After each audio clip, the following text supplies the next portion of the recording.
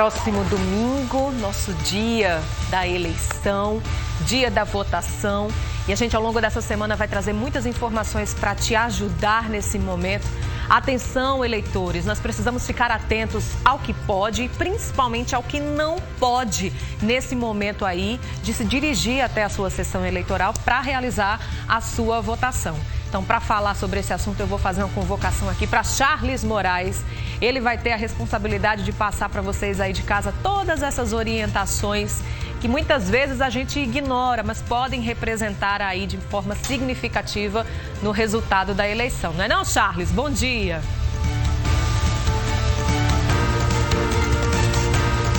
Exato, viu, Anny? Muito bom dia para você, bom dia a todos. Os eleitores devem ficar atentos com relação a algumas regras essenciais e especificamente ali no dia e na hora da votação. E para explicar para a gente os principais pontos, a gente conversa aqui com a Vanessa do Egito, a doutora Vanessa do Egito, ela que é secretária da Corregedoria Regional do TRE-PB. Secretária, bom dia. A gente começa falando aqui da propaganda eleitoral. O que caracteriza um ato de propaganda ali no momento da votação? Bom dia a todos que estão nos assistindo. Propaganda eleitoral no dia da votação é aquela em que um eleitor ou um candidato pede voto a outros eleitores. É a chamada boca de urna. No dia da votação não pode haver qualquer tipo de propaganda eleitoral, muito menos nas imediações das sessões eleitorais, dos colégios eleitorais. Pedir voto, não. Não, no dia da votação não. Pedir voto até às 10 horas da noite do sábado. A partir do domingo, nada de pedir voto. Com relação à manifestação individual e silenciosa, como fazê-la de forma segura?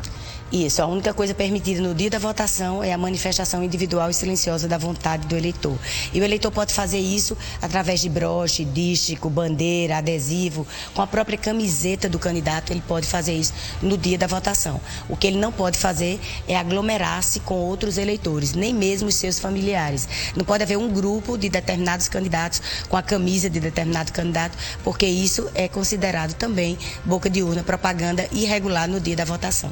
Secretária, com relação ao uso de alto-falantes e amplificadores, o que traz a legislação sobre isso? No dia da eleição os carros não podem circularem livremente com amplificadores, com sons, com jingles de candidatos. Dia da votação, nenhum tipo de propaganda, a não ser a manifestação individual e silenciosa da vontade do eleitor, é permitida.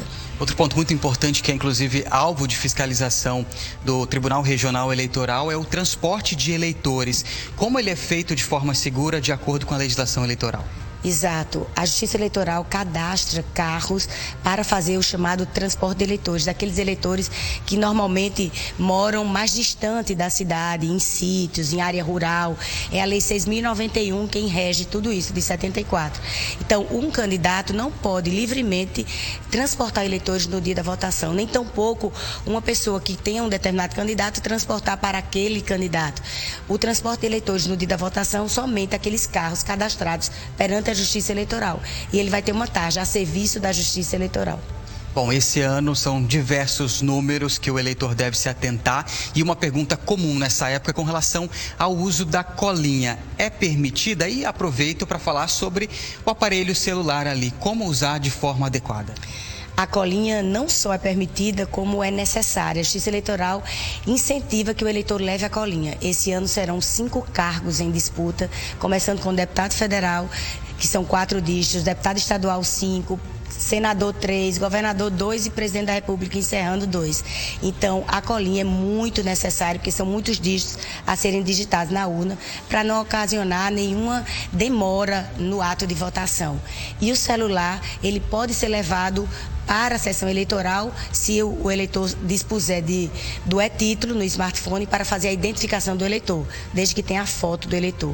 Mas na cabine de votação não pode entrar nem com celular, nem com nenhum equipamento que possa vir a quebrar o sigilo do voto. Esse celular fica numa mesinha próxima à cabine de votação, mas nunca entrar na cabine de votação com o celular. Ok, secretária, muito obrigado pelas informações. Anny, a gente volta contigo. Contagem regressiva, né? Faltam apenas 5 dias para o primeiro turno. E as informações aí foram muito importantes. Obrigada, viu, Charles? Mais uma vez agradeço a doutora Vanessa. E eu quero a atenção de vocês, porque depois dessas dicas a gente vai continuar com mais informação das eleições.